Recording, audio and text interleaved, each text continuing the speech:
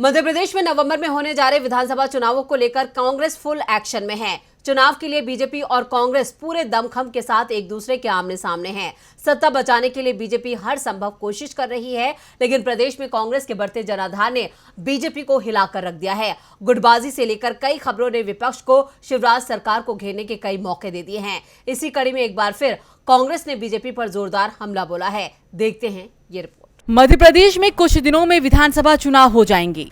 सत्ता में बने रहने के लिए बीजेपी की तरफ से रणनीतियां तैयार की जा रही है, तो वहीं कांग्रेस की तैयारी के आगे बीजेपी की मुश्किलें कम होने का नाम नहीं ले रही। एक तरफ पीएम मोदी साफ इशारा दे चुके हैं कि अगर बीजेपी एक बार फिर सत्ता में आई तो शिवराज मुख्यमंत्री नहीं होंगे, तो वहीं दूसरी तरफ शिवराज लोगों के बीच जाकर खुद को सीएम कैंडिडेट के रूप में रखकर वोट मांग रहे हैं। दोनों ही सूरत में प्रदेश में बीजेपी की खूब किरकिरी हो रही है। पिछले महीने भाजपा के राष्ट्रीय महासचिव कैलाश विजयवर्गीय की तरफ से दिया गया बयान कि वो चुनाव लड़ना नहीं चाहते और उनकी 1% भी चुनाव लड़ने की इच्छा नहीं है को लेकर भी कांग्रेस ने बीजेपी को जमकर घेरा था। तो वहीं अब राज्य में बीजेपी में बढ़ते मनमुटाव और उम्मीदवारों के हालात को लेकर पीसीसी चीफ कमलनाथ ने बीजेपी पर तंज कसा है। उन्होंने सोशल मीडिया एक्स पर लिखा कि मध्य प्रदेश की जनता के बीच अब ये बात हास्य उपहास का विषय बन गई है कि भाजपा एक ऐसा उल्टा सर्वेक्षण करवा रही है जिससे ये मालूम पड़े कि कौन सा भाजपा प्रत्याशी सबसे कम वोट से हारेगा, तो फिर उसे ही टिकट दिया जाए, जिससे डबल इंजन का अपमान थोड़ा कम हो सके।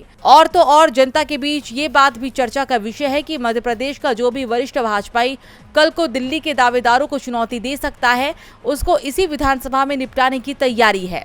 इसलिए इस शर्तिया हारे हुए विधानसभा चुनाव में ही उसे लड़वाकर और हरवाकर उसकी चुनौती को खत्म करने की रणनीति का खेल खेला जा रहा है। भाजपा के मंच प्रहसन एकांकी के मंच जैसे बन गए हैं, जिसमें न कथा सच्ची है न पात्र अभिनय, लेकिन नाटकीय भरपूर है। भाजपा के नाटक का पर्दा गिरने वाला है। गौरतलब है कि कमलनाथ ने ये बयान ऐसे समय में दिया है जब बीजेपी कई राज्यों में बुरी तरह से घिरी हुई है।